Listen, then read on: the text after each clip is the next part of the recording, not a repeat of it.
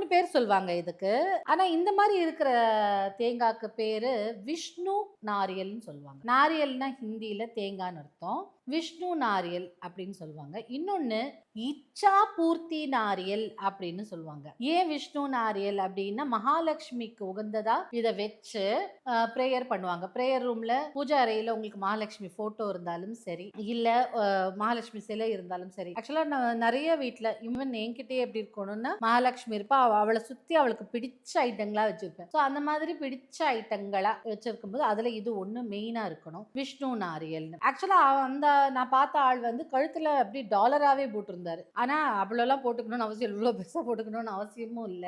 But நீங்க பணம் வைக்கிற இடத்துல என்னன்னா வாரத்துக்கு ஒரு தடவை சப்போஸ் நீங்க இதை ஆக்டிவேட்டடா வச்சுக்கணும் அப்படின்னு நினைக்கும் போது பணம் வைக்கும் இடத்துல வைக்கும் போதோ இல்ல பூஜை அறையில நேச்சுரலா விளக்கேத்துவீங்க, ஊதுவதி ஏதாவது காமிப்பீங்கல்ல, அப்போ ஓகே தான். பட் நீங்க ஒரு பணப்பெட்டியில வைக்கிறீங்க, இல்ல உங்க பீரோல வைக்கிறீங்க, இல்ல கல்லா பெட்டிக்கு மேல வைக்கிறீங்கன்னா வாரத்துக்கு ஒரு முறை சும்மா அப்படி ஊதுவத்தி காட்டினாலே போதும், அதாவது ஆக்டிவேட் ஆயிட்டே இருக்கும். சரியா? சோ அந்த மாதிரியான இச்சா பூர்த்தி நாரியல். இல்ல நீங்க மெடிடேஷன் பண்றீங்க, கண்ணை மூடி அப்படி விஷன்ஸ் வருது, நீங்க கனவு காண்றீங்க, இதெல்லாம் நடக்கணும் ஆசைப்படுறீங்க அப்படின்லாம் இருக்கும்போது கையில வச்சுட்டு எனக்கு இதெல்லாம் நடக்கணும்னு வேண்டலாம். எனக்கு இதெல்லாம் வேணும், இதெல்லாம் நான் ஆசைப்படுறேன்னு வேண்டும் போது இச்சா பூர்த்தி நாரியல் நம்மளுடைய ஆசைகளை நிறைவேற்றக்கூடிய தேங்காய்.